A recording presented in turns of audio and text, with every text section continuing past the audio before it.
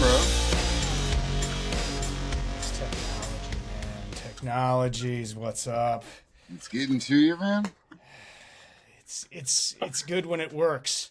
It I is celebrate good when it works. I celebrate the technology when it's bug free, baby. But it's like, when it doesn't work, the frustration just starts to build. I just want to when I see a button like a light switch, I want the light to come on, And I guess I think of all computers as that way. It's like when I push the button, it's supposed to work, and when I click on yours and it says invite already sent. It's like, oh really? I don't think it was. So then I got to copy it and go over. It does. It's in this thing that the thing here. But I don't know. Here we are again, my friend. Here we are again, making good progress. Welcome I believe to the it's Ham what Pod. Welcome to the Ham Pod, the half-ass Himself, multitask Bravo. podcast. Big Ham here. Big Ham. We're out here in the tundra in this polar vortex, making the damn best of it. I say we're making the best of it. The walk today was frigid. Yeah. Having to walk, can't use the sidewalks a lot of the time. Have to actually walk on the road because the sidewalks are all drifted up. Just out here in northern Ohio, enjoying the January. They used to tell people they'd fine you if you didn't do it, and then they'd probably find like 2 or 3 people they thought were assholes, and then do what? Did anything. Oh, in town here, if you don't shovel your sidewalk, you're in violation of a city ordinance, and they can fine you. I usually do, but in the neighborhoods. But where I walk is like kind of outside the neighborhood, so there's this one, and it's great. I keep my dog away from like these houses as I walk, because other people have their dogs out. Even in this weather, they have their dogs out. And my dog goes nuts. It's hard enough to hold him in the ice that he's slipping in, I'm slipping in, and then he's freaking out because some dog's losing it. And then my dog looks like a giant black wolf. So other dogs like lose their minds when they see him coming. So it just makes it an absolute pain in the ass. So I walk him across the street in this kind of next to this fenced off lot.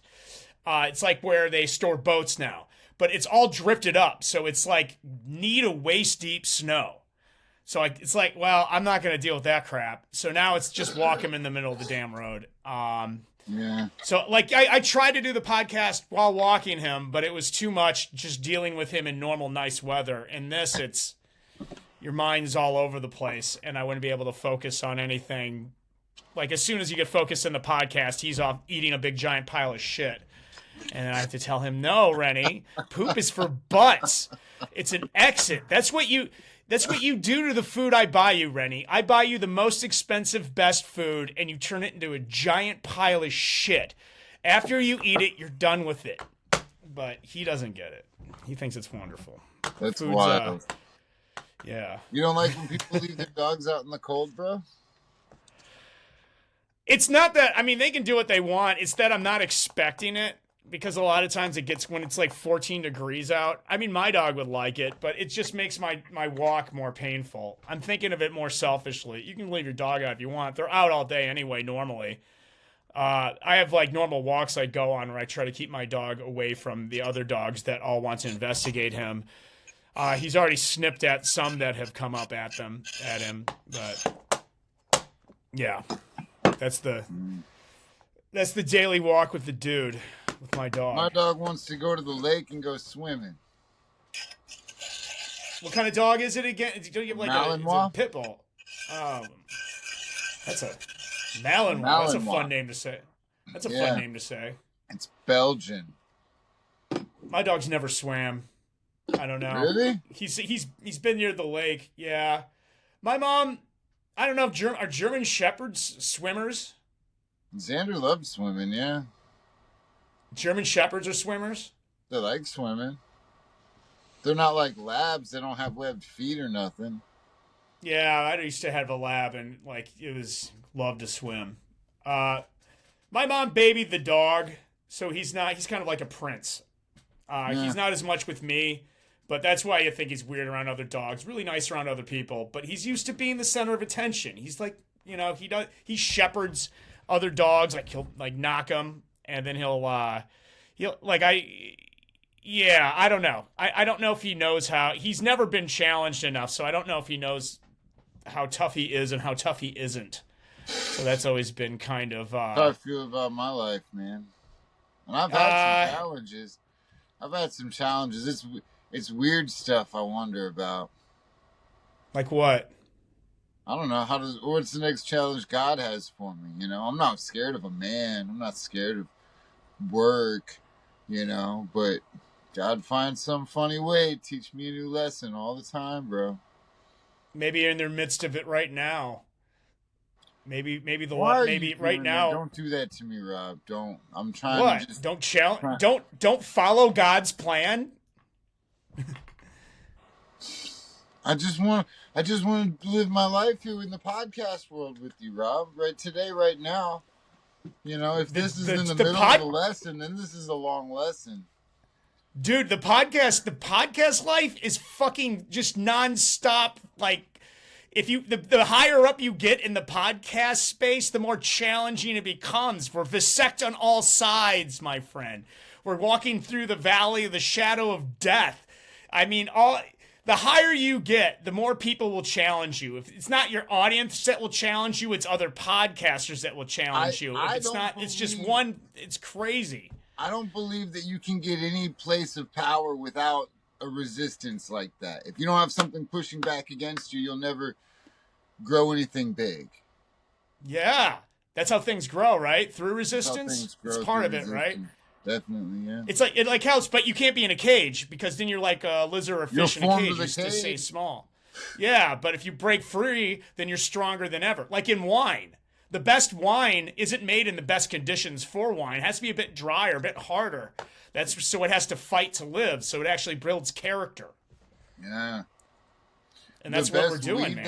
That I have this last season, I let it get really sunburnt, and the stress from just the intense sunlight made it some like mwah, bro. So it is. That's what we are. Yeah. If you have a tomato plant, and it's getting towards the end of the season, and you have a bunch of green tomatoes on there, you can go over there with your shovel and just stab at the roots a bunch of times. And as a defense mechanism, it'll ripen those fruits as fast as it can. Try to save the next generation. Yeah, see, you don't want to be, that's what I'm saying, dude. You don't want to be some fucking stupid ass tomato. You want to get like, as we're both fucking podcast green tomatoes. This is the challenge. We got to get stabbed. We got to get through it. We got to go through this hard shit. We still have to go through the ground and get into this. We're not even in the sun yet. We're still in the fucking dirt, dude. Hardcore. We're dirt. We are dirt tomatoes. We're fucking just a couple brings me to something I wanted to ask you about. Did you see that video with Nick Fuentes and Andrew Tate and all them guys doing the? Did you see it? Yeah. What do you think I have? What do you think I have up here ready to talk about? What do you fucking think that I'm going to talk about? Honestly, it helps with. Yeah, I have one video. I have prepared one video first about the fourth turning, and then I have another video because I was watching that which I've just learned about this guy like a week or two ago. Clavicular or the clav guy. He's like a 20-year-old kid who like hits his face to make his like cheekbones like broader and his jaw. They're all about this. That's what I was thinking. Our on another note, when we want to do our multitask, we can face max. We can like mew as we can get fucking. Yeah, we can get handsome. We can fucking handsome up as we're doing our podcast. So, like, in the future, we're just a couple fucking chads with giant jaws and cheekbones, like, not like fucking knives cutting through the internet. It'd be insane. Like, giant handlebars, gorilla bars. What'd you think of them dudes drink at that party? The song title? I wasn't going to talk about the song that they played. What? I was going to talk about Ye? Oh man, that's I didn't want a classic against all odds. It's the hit of the summer and the hit of the winter. It was the hit of the summer. I watched it one time and then half another time for the shock value of it, and I haven't really been back to listen to it again. How about you? Well, listen to it? I've listened to it when they play it. I've listened to it when it came out. The funny thing about it is, as if there's not like a question out there, my Jewish bloodline that I get to live inside, but it's an earworm. You don't want to have that in your head. Like, I've listened to it just from the videos that have been shared, and you're like, fuck, shut up, stop. Yeah, no like, kidding. It's just like, we went from, like, during the pandemic, the WAP, W-A-P, you know that song, Cardi B, Yeah. Wet Ass Pussy, and now this is the new one. But this is all kind of like, that's cool that you said that, because I did want to talk about that, because there was a very interesting conversation that Nick, Sneeko, and Clavicular had, like, before they even went out. And I was thinking about, like, it was very engaging, and I thought it really showed sort of the mindset and the sort of where society and the different generations are. And it kind of bled into what I was trying to say before about the fourth turning. When you ask, like, what the fourth turning was, building the base on this, I have a quick video. There's a longer one, and then there's, like, all sorts of shit. But what it's about is about the seasons of culture and the seasons of a civilization. And we are in the chaotic season right now, where people are selfish. It's sort of narcissistic time. And we kind of saw that in their conversation. And I thought that would be a very interesting thing, that who knows what sort of tomatoes could come off of that vine once we plant it in our little podcast that we're plant in here. Tomato pod. Way to go. Thing. Nice. Yeah, it didn't come out right. That didn't come out right, but you understand what I mean. I wasn't as eloquent in my wording on that, but you get what I'm saying. So what I think it's really interesting, though, these guys, because the conversations they're having, there's a lot of political connotations to them, but the conversations that they had is actually, to me, very interesting on a lot of levels, but on an objective level too. And I think that there's a lot of nuance in that. It's a very,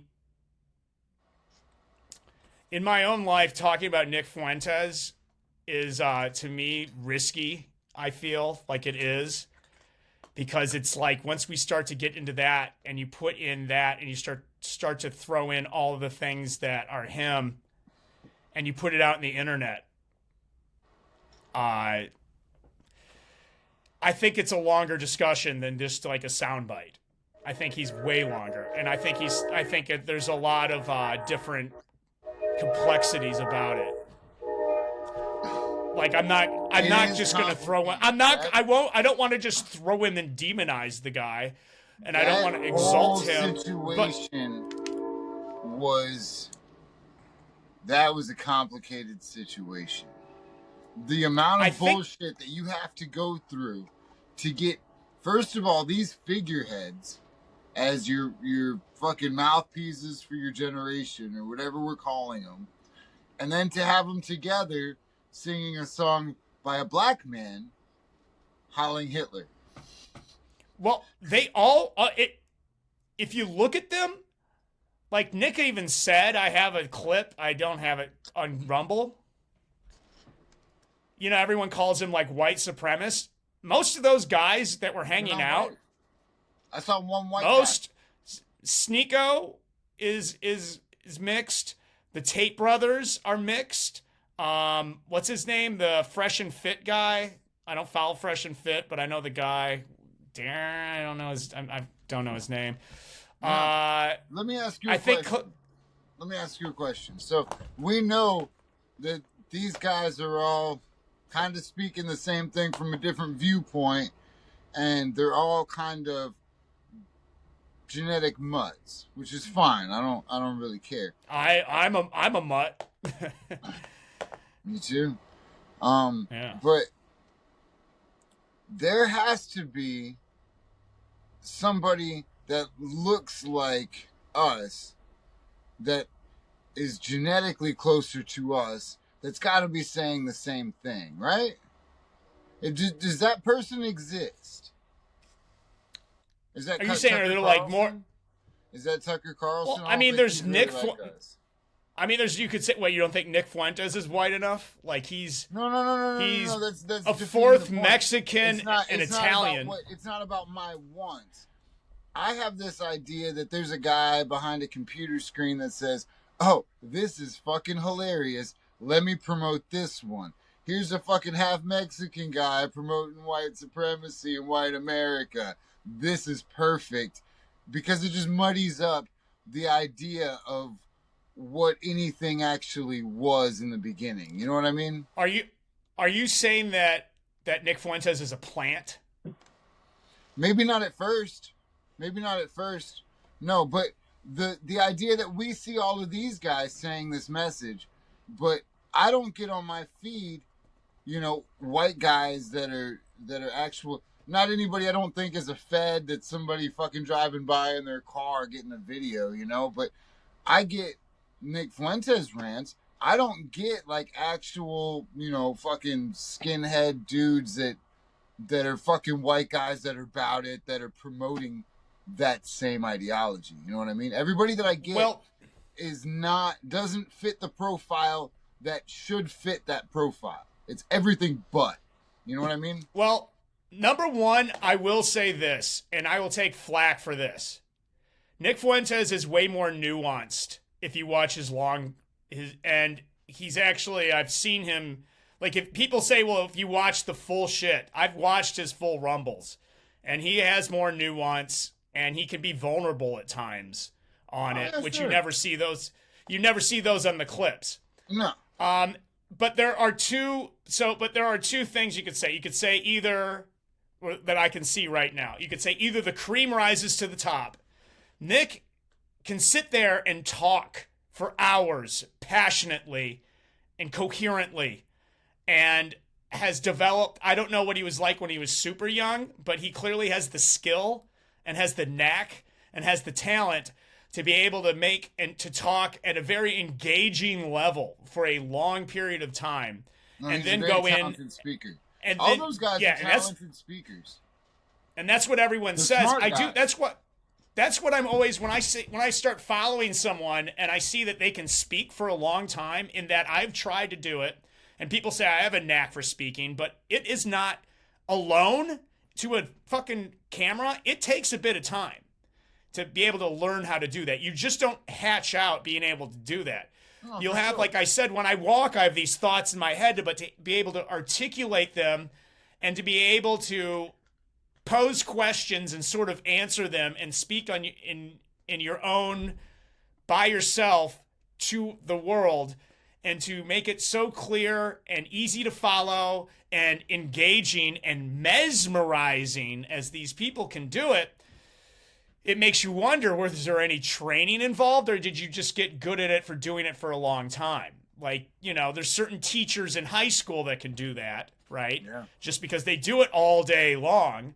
But sometimes you'll see people that just pop up being able to do that. And you're like, wow, where'd this guy come from? Why are you so knowledgeable? You seem to have a very clear point of view and know how to do this right out of the gate. Right out of the womb, you're ready to rock. The umbilical cord is not even cut yet, and now you are squawking online. You think the guy that just fits the profile there hasn't been a cream of that crop yet? Well, clearly Nick Fuentes has been doing this for a long time and generated by himself. No, all of them. A lot. I don't want to take away anything from anything they've done or got or nothing like that. They're all. I'm just curious. We know his story. I think he's good story. I think Nick Fuentes. Don't care about none of that. What I'm saying is, they're publishing this certain ideology. All of those guys that were at that party are publishing this certain ideology, and they're all fucking singing the song and putting their hands up and shit. It's wild. But none of them fit the profile that ideology comes from and aims to be. You know what I mean? None of them were German, and Kanye West himself. Kanye West himself being the biggest oxymoron, I guess would be the word for it here. And I can understand. I can understand Kanye's point of view when you go to see your kids and somebody's taking them, and now you can't get your money, and now you're going to a psych ward, and now you're on. Like. Yeah, but Kanye West also feels like to get into it, there's times he's seen very manic in public. At least Kanye ain't right. No, Kanye ain't right. But neither was Noah. He's calling the lawyers because they were Jewish. He's saying, he's going the HH route.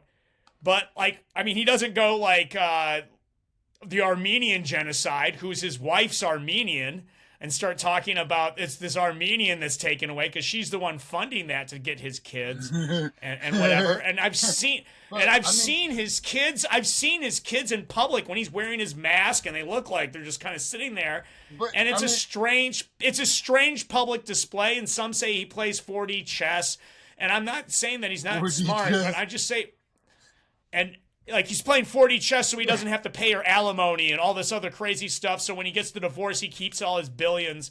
I just today saw same thing pop up. His current wife may be divorcing him and taking half of his 2 point whatever billion that he has. I heard an idea. I don't know. Honeypot from the intelligence agencies, anyways. What? Kardashians? I think a lot of times when whatever Sensory or whatever her name is. His new one, the one from Uncut Gems. I think she was in Uncut Gems, which is another they say Jewy he movie. knows about it. That's why he's always got her naked. That's funny. I've never heard that before. You know what that would be? That'd be like a really cool story. Like a movie or a comic book or something where he knows and it's all in his head. I don't know how true that is, but then so he makes her be that and he plays the game. She's so dedicated to the role that she fucking gets naked. But he's so zen-like that he lives his entire life just to fuck with them by keeping her around because he knows, I don't know, that it's ridiculous. 4D but it's chess, interesting. Man. You Fucking wouldn't understand. 4D. But yeah, man, I think that clearly the people that are like Andrew Tate and those guys, and I followed Sneeko for years, on and off. I don't watch all their videos, but I know they weren't just if they're plants, but the algorithm did start to like them. The algorithm has cut them off before. Andrew Tate, you know how he got so famous, right? What he did. Well, yeah. He mastered TikTok.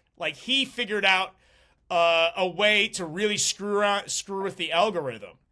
In a month or two, he blew himself up by getting the small batch of followers he did have, and had them basically just send tons of his videos onto TikTok. So it was all over the place.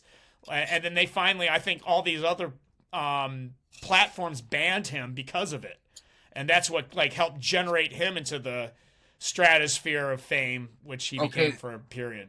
So every time there's a scandal with somebody, whether it's good or bad, it makes them more popular. Yeah, you know what I'm saying? Nothing could have been better for Tucker Carlson than fucking getting fired. He's free now and he has his own channel. He's making, maybe free? more money. Free? Was he? But what is free? Yeah. What is it? He's always been rich. Number one, he was born with a massive silver spoon. And clearly he was born with his dad being the CIA and had CIA ties. I don't know what, Tucker says things a lot of times I like, but he's always had one thing he doesn't do is hide his sort of boarding school mannerism. He's always been kind of his authentic I think that's country club self. Acting authentic. That's part of the act is I want them to feel like they can trust the real me, So part of the act is acting like yourself.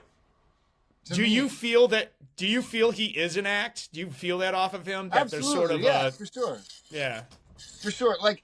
So a lot of these podcasts and stuff are used as a springboard for information to bring on the next version of the, whatever season of America we're on. What are we on? Season 4, you said, fourth turning. So we're at the end of season 3, fourth turning. Well, I would say that these seasons are this massive seasons of America. This is like, these are, I would almost say they're 20-year, they're generations is what they are. So we're on another generation.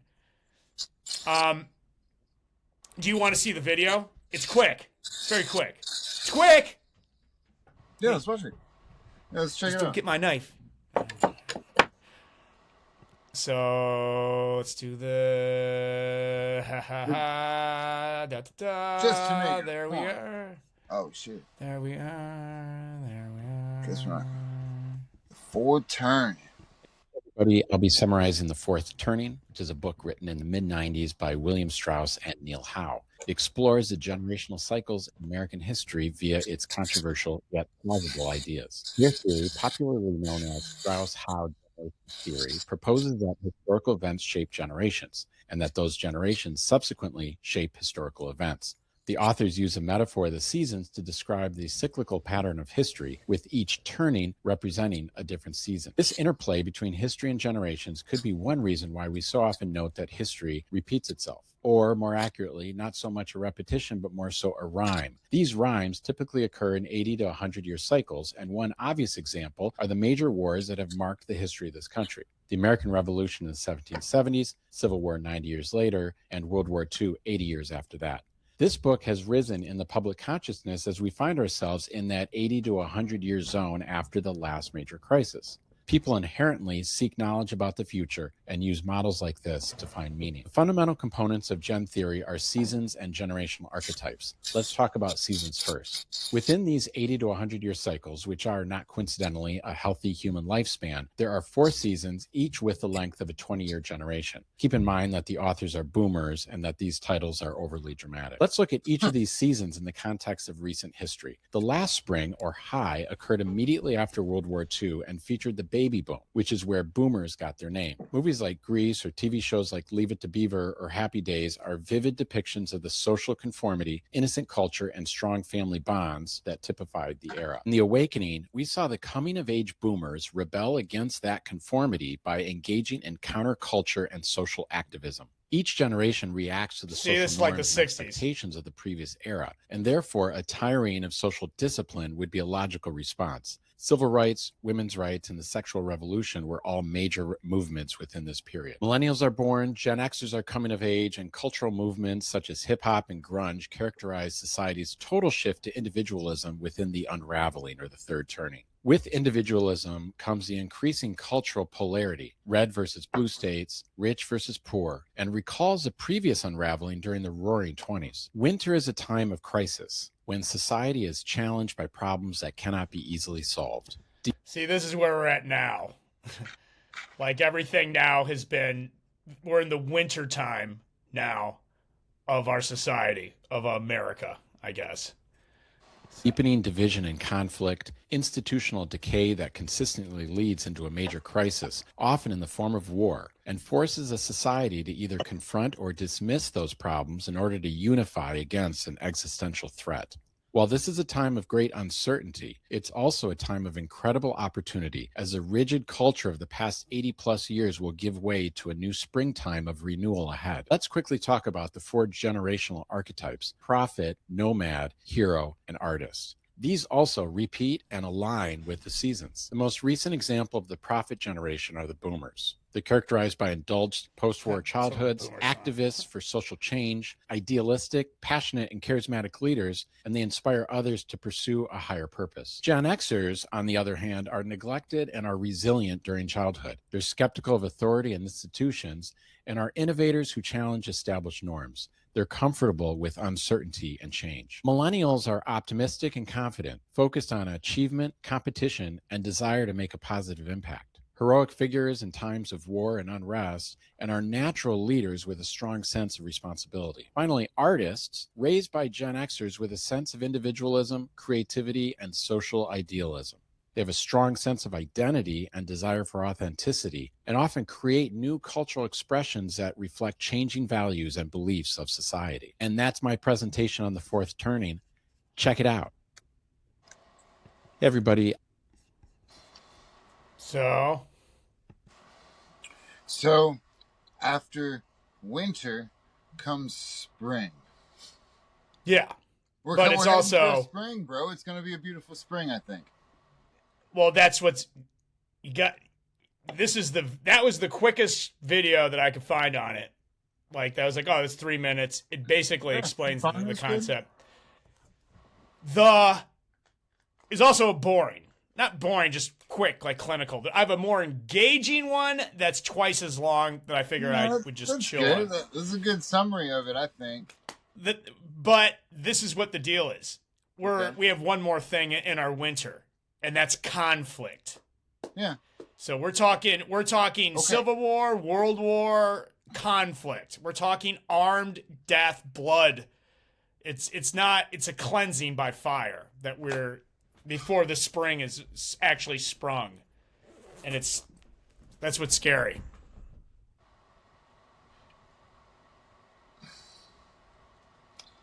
Do you think that the presentation of that video also reinforced that view?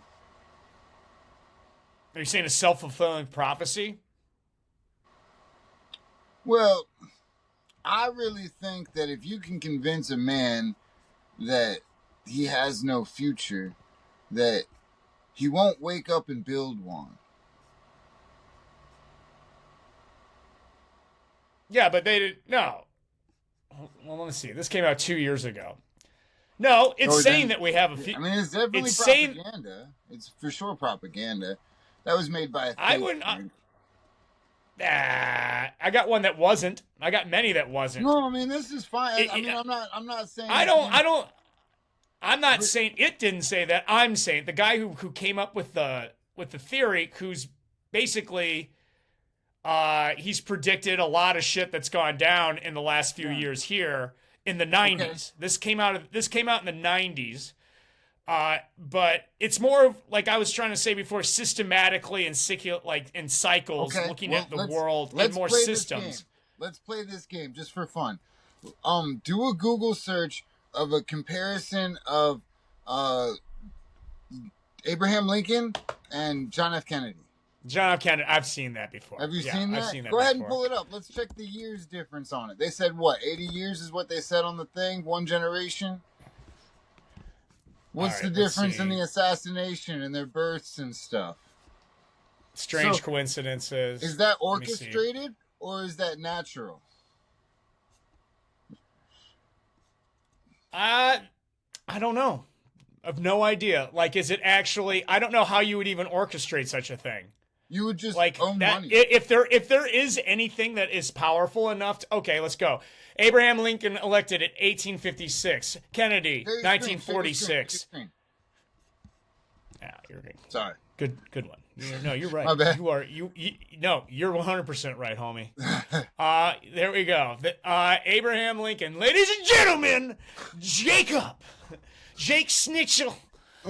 Lincoln, President 60, Kennedy 1960. Both concerned with civil rights. Okay, both presidents shot on a Friday. Both in the head. Really weird. Lincoln's secretary was named Kennedy. Kennedy's secretary was named Lincoln. Both were assassinated by Southerners. Well, who knows who really assassinated Kennedy. Johnson succeeded Lincoln, born in 1808. Andrew Johnson, succeeded 1808. Lyndon Johnson, born in 1908. Booth, who assassinated Lincoln, born in 1839. Lee Harvey Oswald, who they say assassinated Kennedy, born in 1939. Both assassins were known by 3 names. Both names were composed of 15 letters. Now, here we go. Hang on to your seat. Lincoln was shot in a theater named Ford. Kennedy was shot in a car named Lincoln, made by Ford. Lincoln was shot in a theater and his assassin ran and hid in a warehouse. Kennedy was shot in a warehouse and shot from a warehouse, and his assassin ran and hid in a theater. Booth and Oswald were assassinated before their trials. And here's the kicker.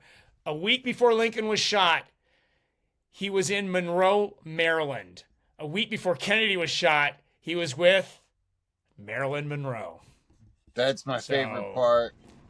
They were both in Monroe when it happened, before it happened. So how would anybody like actually orchestrate such a thing? I mean, I think that like lends more credence to the theory that we're all in some sort of like crazy matrix and that everything is just some simulation. Like, because I don't know how a man would be able to do that, or a group. For a minute. That's a good point. That's a very good point.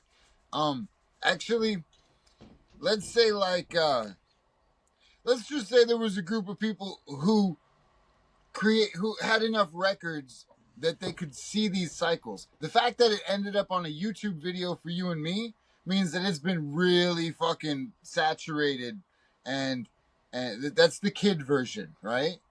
But I heard about this from a friend that read the book 10 years ago, like when I first heard about the fourth turning. Right. And there's a really, 2 years and ago, then and there was made it somebody to that YouTube. made.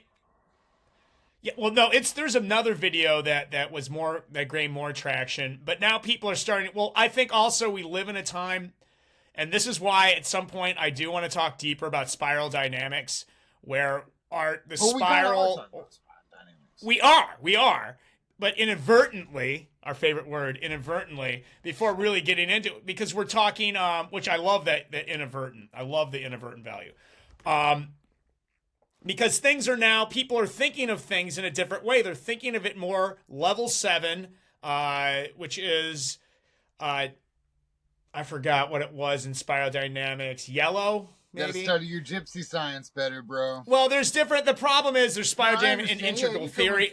There's two theories What- and two. If there was, Just- okay, let's just hold on. Time out. Let's just say, just like you know that those higher levels of consciousness have existed throughout time. There have been individuals with higher and That's lower not what I'm levels. saying. But that's not what I'm saying.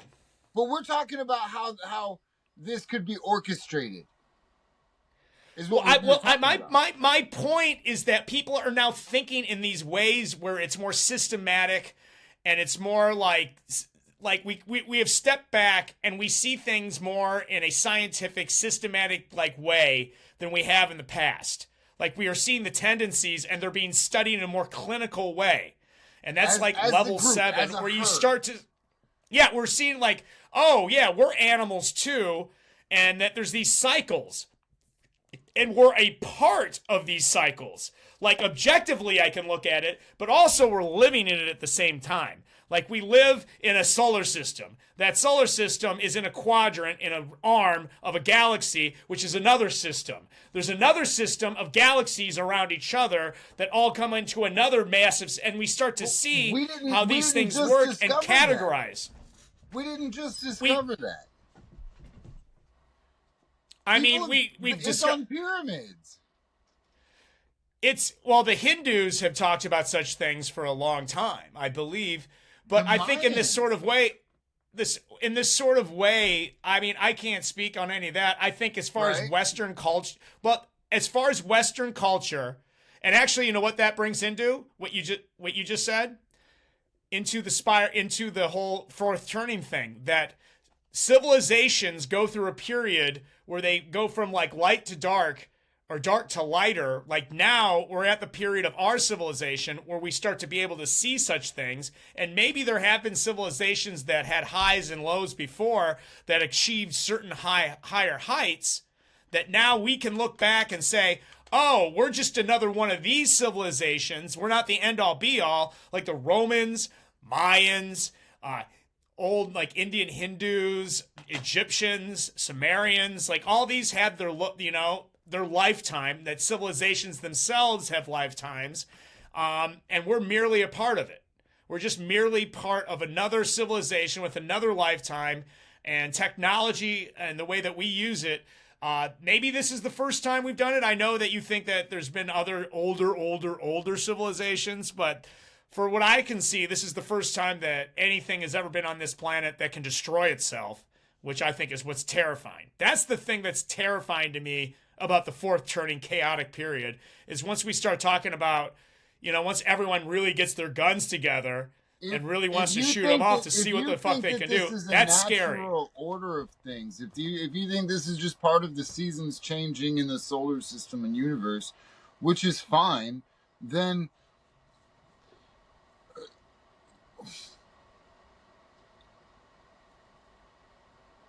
I don't remember what I was gonna say, bro. I lost it. Poof. Poof. I mean, we're getting deep. We're getting deeper. I think, yeah, but I do think that these are natural tendencies. So, if you bring it out to a solar system, if you bring it out to the universe, if you bring it out to, you're describing bigger things that organize the smaller things, right? So, if there was a group of people, well, smaller than bigger. What's that? Well, smaller into the bigger, to the macro, the micro. You know, we can go into from quarks to atoms. So below. Yeah, very much so. Yeah, but if there was a group of people that had this knowledge, if this was like a secret that was kept for a while, because we're at a point in history where you think that you're the top notch of what nature has ever produced, and that's fine. There's nothing that can prove you wrong. But we've forgotten that all of the indigenous tribes of everywhere knew that we were part of the cycles that you're talking about. And you're saying, well, now we can scientifically prove it. Well, they had their ways of scientifically proving it too. And, you know, I don't think that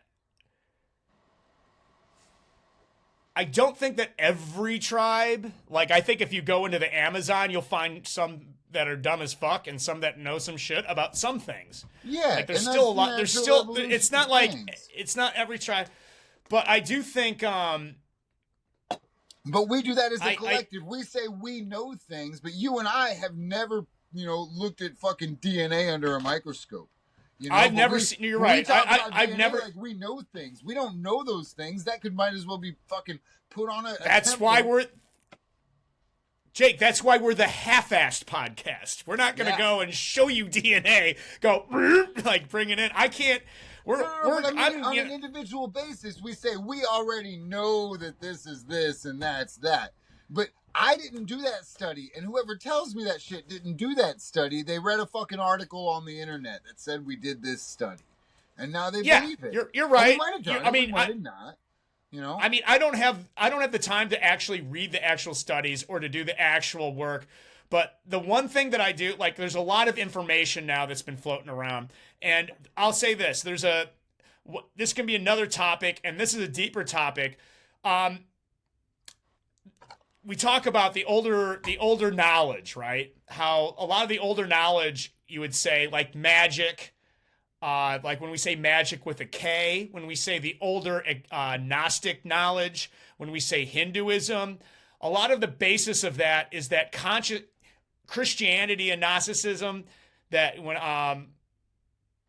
it's a wonder of wonders. I have to look up the quote from Jesus from the Book of Thomas, but it's if matter did not give birth to consciousness, conscious gives birth to matter, right?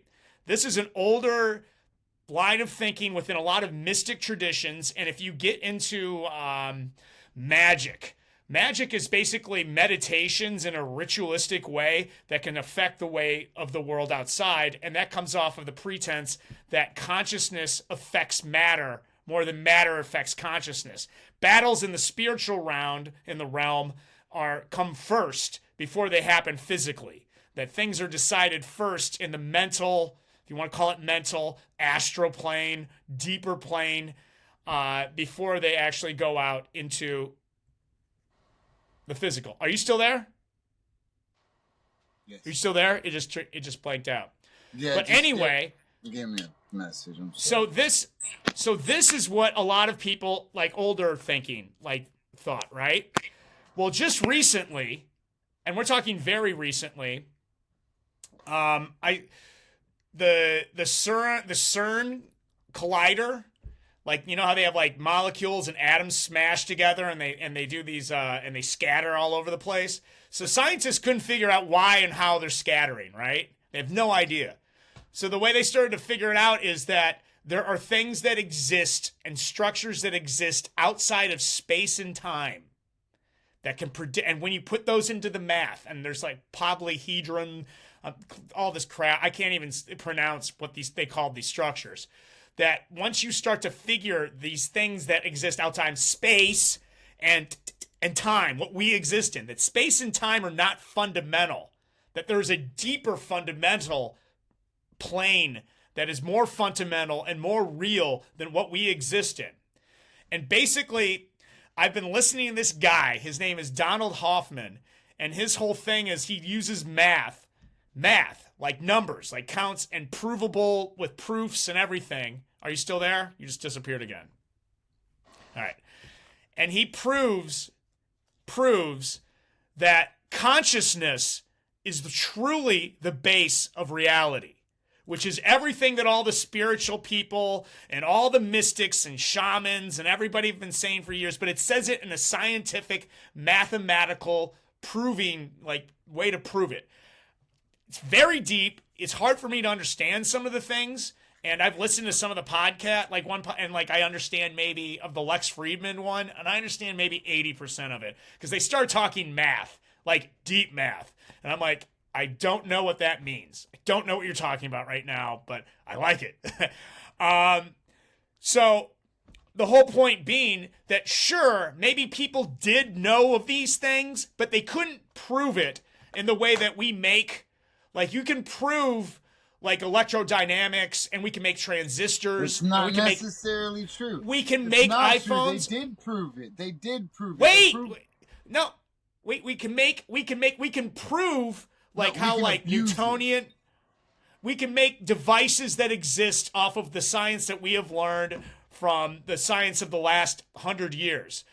The new science, Donald's saying, will be able to make devices that exist outside of space and time that can be like, make you godlike. Like that there is actually a way to now prove it in the way that we can do experiments, like being able to understand where the scattering of these atoms goes. And that's just the very beginning to the sort of proofs and things that we can do. Like you can, like an Indian shaman might say, yeah, well, you know, predict some shit. But to actually prove that he did tap into it, now we have kind of the machinery and the mechanisms that can say, yeah, there was something. We were on to something with that. So it can be proved. People are it just can be looking repeated. For a path to abuse. That's all it is a path of abuse. I think it's a terrifying to think that men like us, or anyone like the royal us, would have access to the sort of technology that can go beyond space and time. That's why they already don't have want us around for the fourth turning, man. That's fucking terrifying. I don't know. Well, there's other people that say that there's like electromagnetics that can actually, like that whole if you remember that Delta, I think it was Delta, was it Delta flight or United flight that disappeared in Malaysia? There's this guy that swears, and he has all sorts of stuff, that it was like this hardcore technology of electrodynamics that like basically put them in another dimension. And he shows how they did it, and it's deep. We're getting way out there on this. But I don't know if the fourth turning is going to bring these sorts of technologies, but that's the sort of stuff that like at least with the Donald Hoffman, who's a respected neuroscientist, I believe. He's not even in physics, he's like neuroscience. But there's others that are like kind of getting onto his plane. One thing that the new physicists always say is that space-time is doomed because it's not fundamental. So this world that we exist in isn't the fundamental. It's not. This is just it's created. This is the dream. This is the dream. Created. Yeah, this is a reaction. Yeah, I guess the way that you prove it though is that you can be able to run an experiment and not abuse it to prove it. You have to you make have an to experiment. be able to abuse it to prove it. You have to be able to exhibit. You have to be able to run a experiment that has certain outcomes and then be able to duplicate it. And that's how you prove if it can be done like that. That's the scientific method. So you had a whole lot of people who could do things or claimed to be able to do things hundreds of years ago, thousands of years ago, learned fucking monks in the mountains and shit. I was actually just talking about that the other day. There was a reel that got shared to me about these monks that when their head monk dies, they all go out in the mountains with these wet towels, and they wrap up in these wet towels, and they meditate, and they draw heat through their meditations, and they dry these towels. And whoever dries the most towels by morning is the new head monk. And I'm like, that's some hardcore shit. That's kind of cool, dude. Towel. No, that's amazing, dude. That's fucking amazing that they've been able to tap into the human body at that level. I'm gonna look at here. Keep talking. I'm gonna look up and see if I can follow these towel drying ass mucks. These higher forms of consciousness, I guess, that have been given to some people. They've been around, and they're more used for guiding up the other ones that are around them, guiding up the herd. So if this is where they want the herd to be, which the herd's not ready for, I don't think. But if this is where they want the herd to be, where are the people orchestrating it at? You know what I mean? What level in their consciousness? Because are they, at their level of consciousness, are they even doing good or evil? You know? Are they about it? Well, do you think that they're in it? I mean, surely they're in it for themselves. I mean, I don't know. These are the people. I don't know. Do you think that there needs to be an orchestrator, or do you think that these tendencies just happen because this is like the way of things? Like, does there need? I think there are people that understand how it's moving and try to direct it. Yes. But there's like the WEF or whatever, the World Economic Forum, like people hate them. And if you hear the things they talk about, transhumanism, and it's creepy shit. It's very creepy. But what control and what power do they really have? Like, are we going to truly end up? Hold on, pause that thought. That's the vision of the future that they're putting out for us. When we watch a fucking video, the vision that we're adapting is the one of gloom and doom. The fourth turning's coming. They're going to fucking kill everybody. We're going to war. Everybody gear up for Mexico. But 50-year mortgage. But wait. You also said spring does come afterwards, but what form is spring going to take, I guess, is what it is.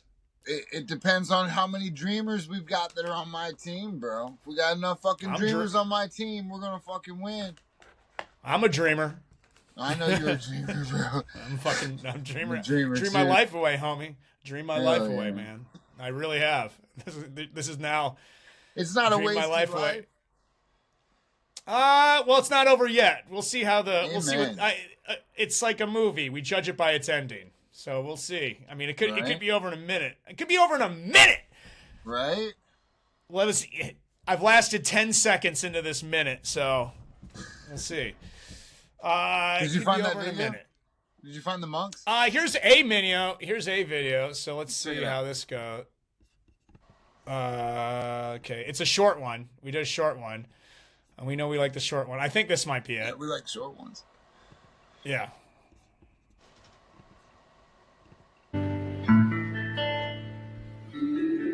Is this it? That's not it. It is not. It just said... Let's see if we find watching Tibetan monks dry wet sheets. Okay, maybe this is it. All right, that's some real hardcore. Here we go. Did you know Tibetan monks can literally heat their bodies so much they can dry wet sheets in freezing weather? Harvard Medical School's Dr. Herbert Benson documented something incredible. Monks practicing Tummo meditation raised their skin temperature by up to 17 degrees Fahrenheit. In minus 25-degree weather, wearing only thin robes, they maintained perfect core body temperature. The monks would sit motionless as researchers placed soaking wet sheets on their bare backs. Within hours, the sheets were completely dry, steam rising from their bodies. But here's the amazing part. They controlled this using only their breathing. Specific breathing patterns activated their sympathetic nervous system, dramatically increasing metabolic heat production. Their oxygen consumption spiked as their bodies generated internal heat like a furnace. This wasn't just one person. Multiple monks reproduced these exact results. Scientists thought our autonomic nervous system was completely beyond conscious control. These monks proved we might have incredible untapped abilities hiding within us. If you found this helpful, tap follow for more. Dude, that music was intense. Just like the boys. I've got one time I bartended so hard. I mean, I bartended like you don't even understand. Like it was in the Sundance Film Festival. No, busier. It was all of HBO was there. It was at the Sundance Film Festival. It was in a tent in the freezing cold in January in Utah. And DJ Sasha was fucking jamming. And by the end of it, I had a light up thing. I could will the light on and off with my, I swear I could do it. And I have another story about eating mushrooms, but I will leave that for another time, about being able to will light. We should eat some mushrooms and then tell stories about eating mushrooms. What, on this? I don't want the cops are coming knocking my door. You're talking to old school hustler here that doesn't put it out in the world. I just found some in my mailbox. We're putting this on the line. We're putting it online. You want Palantir to hear you and have a knock on the door from ICE. It's like we got one of the Mexicans up here. I heard they're in Port Clinton. Did you hear that? Mexicans? ICE. I don't know if they were. Port Clinton's a lot of Mexicans, man. I mean, yeah, we like them. When I grew up, when I was a kid, I mean, yeah, we had a ton of Mexicans in there. Yeah, they moved in a long time ago. They've been working here. They got kids that we grew up with, man. I remember growing up. Yeah, I mean, yeah, tons of Mexicans. I've always been around Mexicans. Yeah, I mean, LA clearly. Mexican. I was wondering, are you part Mexican? That. What's that? What are you? Well, Angie, Jeff's kid. Oh yeah. Are you Mexican at all? You don't have any? You're Port Clinton guy. I don't think so. I didn't do the 23andMe though. I'd like to find out, but I'm scared. Yeah, I want to do that, but I don't want them to have my genetic everything. Like I know they can sell it. At this point. Yeah, I don't know what it's worth, but giving all that to a company, I've heard weird things, and it's just like another thing. Yeah, can't go to the grocery store, can't send in your DNA. I mean, they don't want you to be able to do anything. They're selling you gloom and doom while they're getting together talking about we got to share each other's car and shit. Did you see that? I don't know. I have no idea what you're talking about. Share each other's car. At that WEF thing last year, they had a lady go on there talking about a system of sharing cars with your neighbors. Yeah, well, they take private jets in to Davos, the whole Davos crowd. Yeah, go figure. I just saw this thing where it was Mark Zuckerberg's yacht. He has a new yacht. Because it's not about the yacht that you get anymore. It's about, like, as you get your big giant, like, you get your prime yacht, which is like $300-400 million. And then you get your side yachts, which are only like $150 million to carry your helicopters and your crew. And I don't even know, cars. You need a yacht for all the cars that you need to bring, like your Ferrari. And then probably a Ferrari yacht. Data centers. While you're building data centers, but you need your helicopter yacht and you need your Ferrari yacht, but you also need a Lamborghini yacht and your Rolls yacht, and then different. You can't just mix cars together like some fucking animal. Yeah, if you don't have an Armada, you aren't even rich anymore. You have to have I'm sure a clothing yacht, and then like one for your ladies. I don't know, but he's got 3 giant yachts now.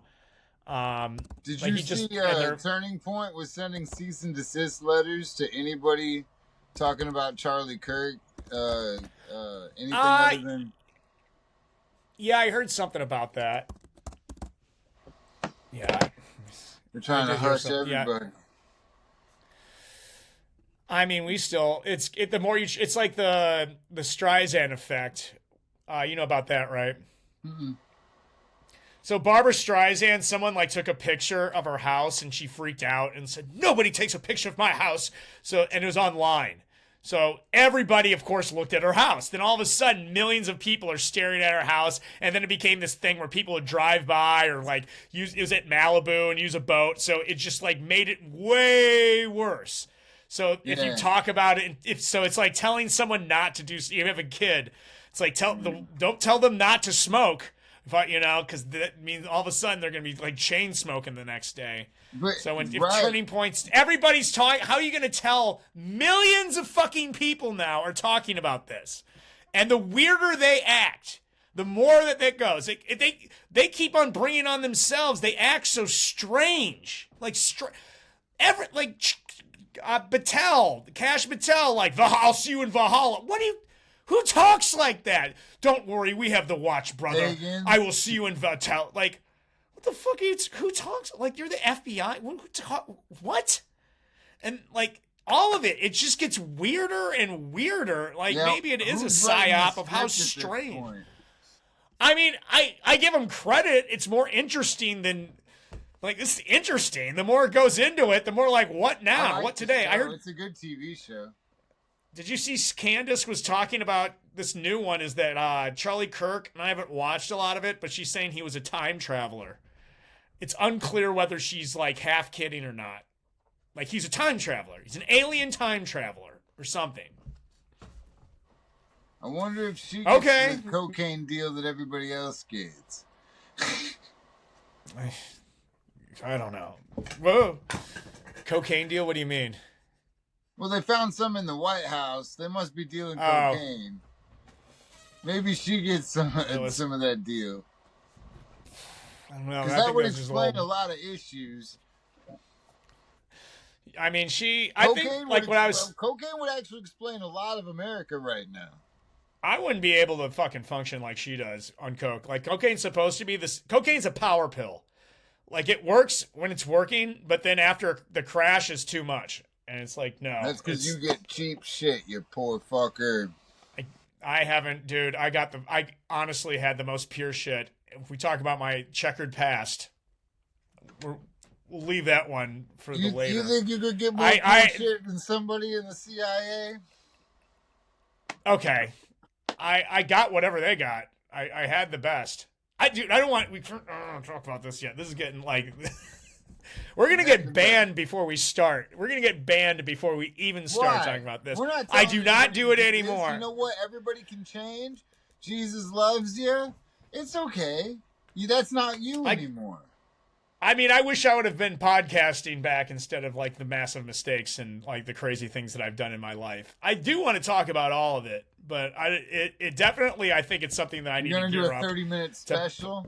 You're gonna have some good music in it.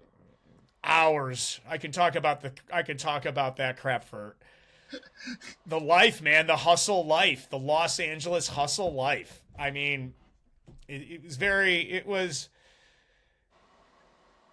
I would actually have to kind of outline how I would approach that, but I have some ideas. I've had some ideas for a while on how I would publicly do that. But it would be something like this. Like, I like this. Podcasting's cool. It's low effort, but you can still kind of go out and be a part of things and kind of curate what you want to give to the world. And it's not just, like if someone's actually, we're like over an hour into it. If someone's actually listening to what we're doing, then they're clearly interested in it. But it's a way of not just like throwing shit out there, but at least kind of trying to do it in a more thoughtful way, I guess. It's also a video diary too, man. At any point. Yeah. It gives you a chance to articulate what's on your mind. And like, it's almost, for those people that are really good at it, the Fuenteses and shit, I think that they reach like a form of meditation while they're speaking. They just, pictures just flow through their mind and it just comes out of their mouth effortlessly. You know what I mean? They also have a strong perspective and they feel like they're guided by a bigger purpose. Like, do you feel like think that they have. I think that I do have a guiding light, but I'm trying to choose a guiding light of nuance, and I'm trying to choose a guiding light of consideration, which is a difficult one. And right now, I believe that I don't have the articulation skill to be able to properly give it,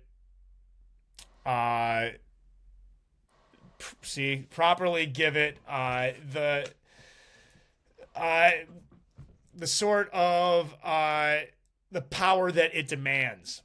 Like, I believe that I can be good at talking at a higher level, and I can do it at sometimes, but I don't know if I have it chiseled out clear enough, even in my own head.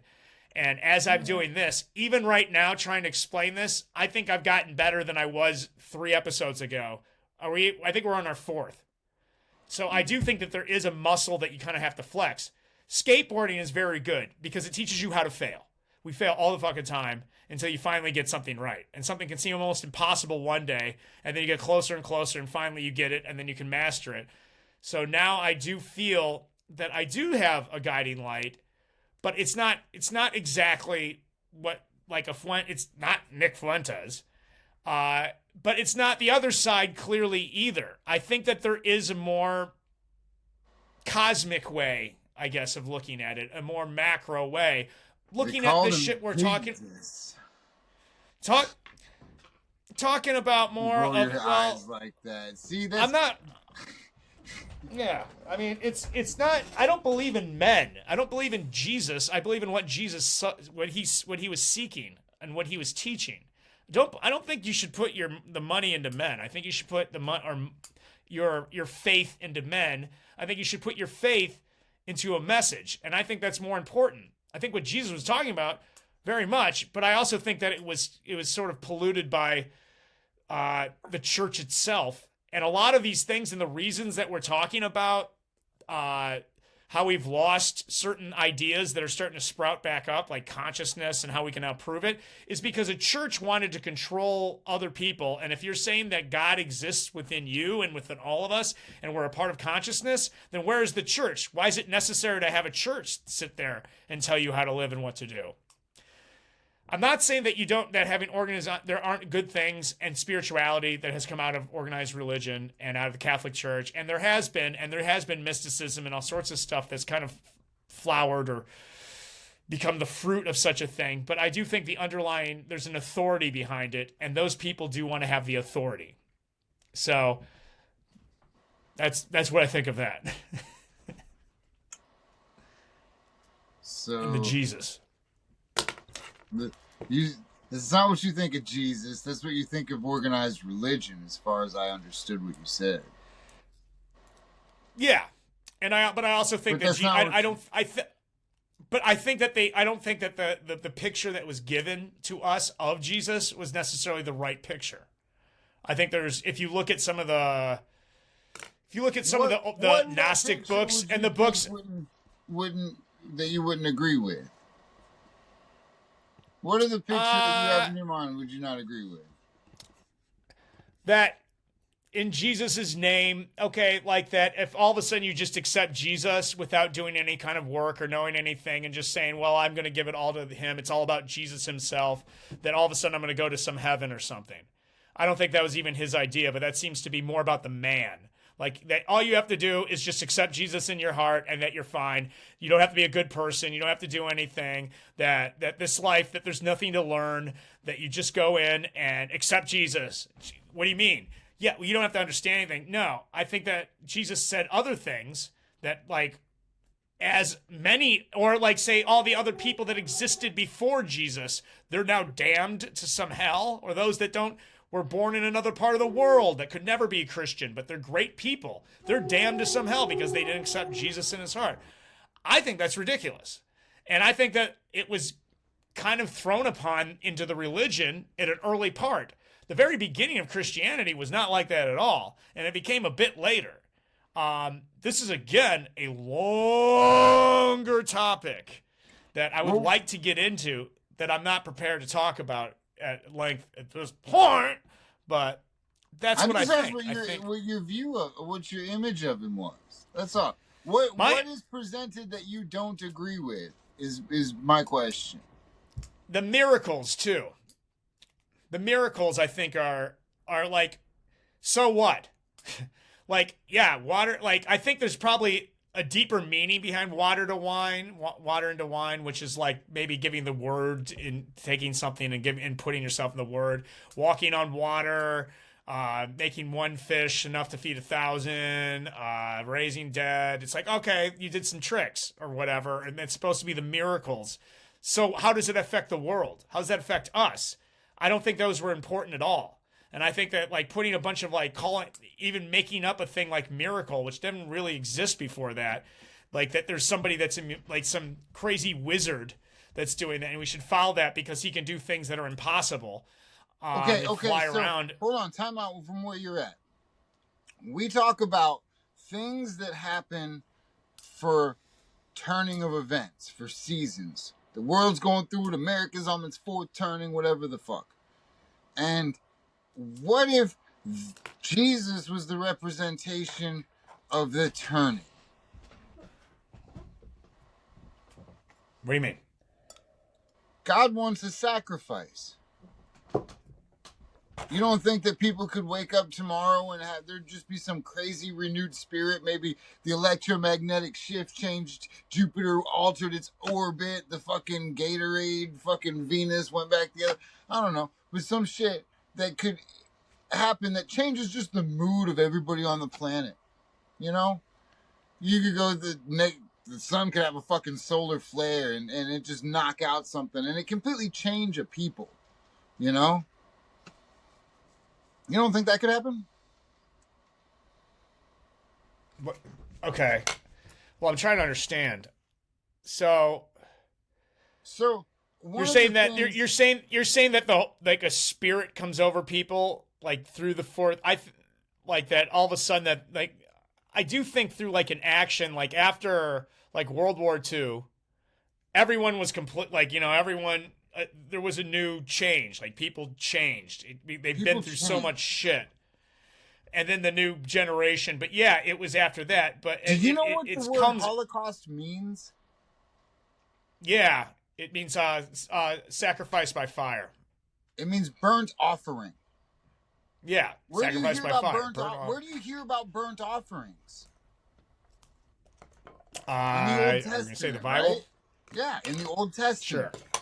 Okay, so was it a sacrifice? Was that really a sacrifice of people?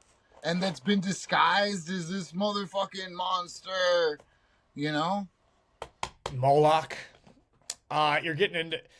I have my ideas on sacrifice. I just want to know what part of the Jesus image you don't agree with. And you said the miracles. You don't think he would have done miracles. You don't think people can do miracles? Is that what it is? I think that the idea of miracles and the way that we're described it, that's in popular culture, is like magic. Okay, and you've already said in this podcast that the world is mental before it's physical. Right? Did you say that earlier? Something similar? Sure. Okay, and some people are more plugged into it because conscious. Some people are more plugged into what they can do and what they can't do. And some people have been able to abuse that power. You have palm readers. Some of them might even be able to fucking do it. You've got old technologies. There was a guy in the 20s that flooded San Diego.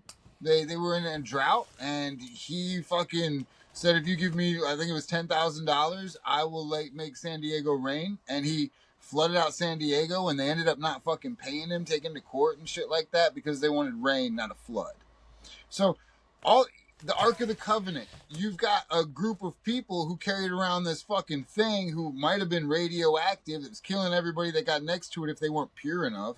And everywhere they took it, fucking people died around them.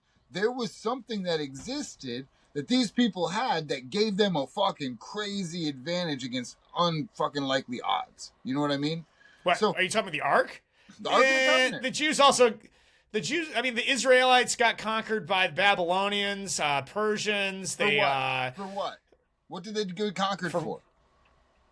Because the empire was coming at them. They made up and said that it was because they weren't good and they forgot about God. That's prophecy that this was going to happen because they're assholes. You guys were acting a lot of that was written. It was also written, and it came. A lot of that was written after the fact of the matter. And it was like, well, what has happened? Why have we been like that? Open the book of Daniel. Dude, we're not going to read the book of Daniel right now. I will say we could talk. I mean, this is a big conversation. It is a big conversation. I get it. The the sacrifice thing, though, I have a thing on sacrifice. I'm listening. I do believe in sacrifice, but it seems that people like. I came about this. I think it was Jordan Peterson was talking about if you sacrifice, which means if I take something that's dear to me now, right, and I give it here in the future, it can be way better. Like that. That's how things work in a lot of ways, right? Like say.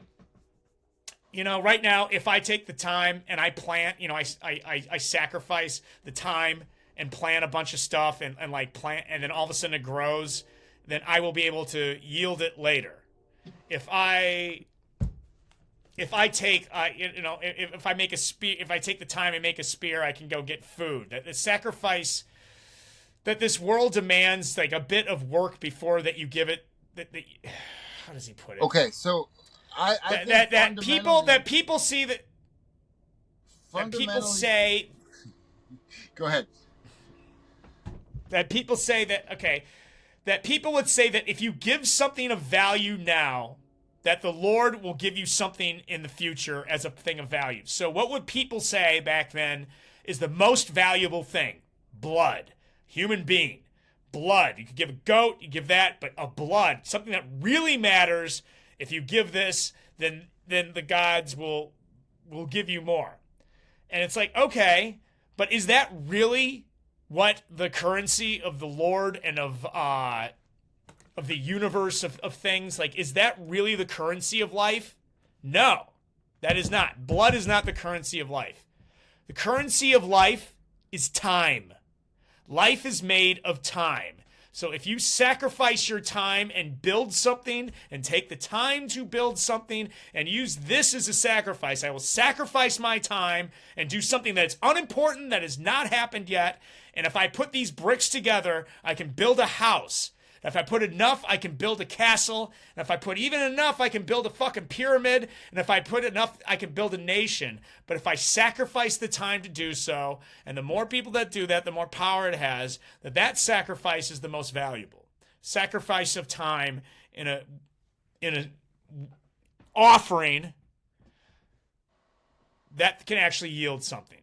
And that is a thought that I have had. Okay. Do you know why the Torah was given? Why the Torah? What do you mean? The law? Why did God give Moses the Torah?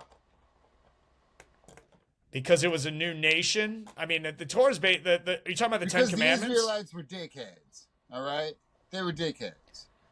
You don't fucking put restrictions on righteous people. You know. One of the fundamental problems at what you're looking at here is you're saying, if I sacrifice something, I'm expecting something in return. You're looking at a sacrifice as a trade, and fundamentally that makes your sacrifice null and void, because the sacrifice is not a trade. It is a sacrifice. You are giving it up. It doesn't matter for better, for good. You're doing it because you're doing it. You're doing it out of love. That's it. It can be. It depends on who's doing it. If you are sacrificing and expecting something in return, then you are trading. You are investing. I think that's what a lot of people think about it when they think of sacrifice, though. That's what you just told me. That's what you think about. Well, I think about sacrifice. That's what people sacrifice to appease. People probably sacrifice for different reasons. Sure. And lots of reasons. And you can sacrifice your time for love. Is that... Yeah, you can sacrifice your time for love, for sure. What you sacrifice for what you do. But a sacrifice isn't a trade. You do not get anything in return for a sacrifice. You don't. There's no guarantee that you are giving it up. I mean, I think a lot of the pretext, or a lot of the what's not pretext, but like, yeah, I think a lot of people, the reason that if you ever hear about that, we sacrifice for the rain gods, we like and the Jesus wicker god, said, all those people who are sacrificing all that shit are sacrificing for nothing. That woman who went in there and threw the last coin that she had into the altar or under the collection plan or plate, put more into it than the guy who put in the $100 bill for every week. You know what I mean? Because she put her faith into it. She sacrificed everything that she had. Did either get anything out of it? I don't know. I mean, I don't know who she is or what she would get out of that or what he would get out of that. But if maybe sacrifice doesn't mean anything, but I do think you have to sacrifice time if you do want to build anything good. I think that's one thing that is an absolute given. I don't know if I don't know if killing a goat will give you that. You're trading. You're investing. If I invest my time into making money to do better video productions, it's just like what we're doing here. We're investing our time and we're going to get better. We aren't just making a one-off and throwing it off to the internet, and that's our sacrifice to the internet, and now we have access to the internet, Okay, here it is. Oh, the Ten Commandments were based off of a much older Egyptian book of laws, actually, that they found. It's like the 42 laws of the negative confessions of Declaration of Innocence. I was looking that up because I heard that there's all sorts of laws that came off before the Torah was written that the Torah was based off of because the Israelites were very eclectic. That whole Levant area, it's a bridge between Europe, Africa, and Asia. So all sorts of standing armies have walked through that, and it's picked up all sorts of stuff from all over the place. And the Old Testament in itself, these are all stories built from all over the place. But yeah, that's what I was looking up to see where that comes from. But I have a cool video to send you about all this stuff if you're interested. I don't want to put it on now. We've been doing this. I got to get going. It's almost 6 o'clock. I got to do the cardio. I've got to eat. And I got to put shit together for tomorrow. I think we got a good one. What do you think? I sharpened my knife. That's what I did for my multitasking today. I was going to sharpen my I was going to sharpen my axe, but it was too loud. I couldn't hear you. I need to sharpen my face. We were going to mew, right? That's what I was going to look smack. You were going to punch yourself in the face for views. Yeah, you're going to look like Matt Gaetz. I'm mewing. I'm going to be way more handsome than him. I'm so handsome. Yeah, but you got a long way to go. I'm going to have a jaw like that, cheekbones. Yeah, you're going to look like American Dad. Why you got to say that? Why you got to tell? Don't worry. I need a bigger chin. It bothers me. I need a bigger chin. These guys, they like, you see these kids now, and they like learn these clinical names for the bones in your face. They'll be like, you have a shortened mandala and like all this crap. Like, your they give people. Is showing. They like. Well, the way that they like actually like put down girls is like so much colder now because they can just call out why their bones are like, you have a recessed, your cheekbones are recessed, and da da da da. It's like, it just comes off like, ooh, that's. Yeah. It's weird, this place that we're in now. Sorry, that was kind of what I want to talk to, because we're in the chaotic period where people become very selfish, and they kind of it's a very me-oriented time before we come back into the springtime again, where people are more collective. Like the 50s, they don't really stick out as much. Not not as much creativity, but people are cohesive again. You know what? I think cohesive. No news is good news. If we ain't got news about the 50s, it must have been a good time. Yeah, there's some news in the 50s. And my mom, that's my mom's generation. Everything in her life and like the people around her, like when they talk about the way things were here, like in Ohio, it seems like Leave It to Beaver. It was very much like, what's the Opie, the Andy Griffith Show. Yeah. They talk about like football games and the entire town being there to ride them on, and parades, and just like the whole thing just sounds like this magic time that is nothing like today at all. Like, things changed by the time we were in high school from when they were in high school, for sure. Like, they just could not possibly relate. Like, things have changed a bit since we've been there, but I think we could relate more. That video that you showed, that first video that you show, I think that the terminology in that video helps prevent us from relating to those other generations on purpose. Really? Yes. What, the fourth turning one? Mm-hmm. You think that video is the video that does? Have you listened? I don't know, man. People, the ideology that's expressed in the manner of speech, the words that are used, the order that they use them, it's it's very geared towards making sure you understand that there's differences in these people, and these suck because of this, and this sucks because of that, and you're part of this group. It narrows down the choke points of, you know, what you think you are and the reasons you're that. You know what I mean? You got that? It said the good things about them. Yeah. I heard the good. They only said the good.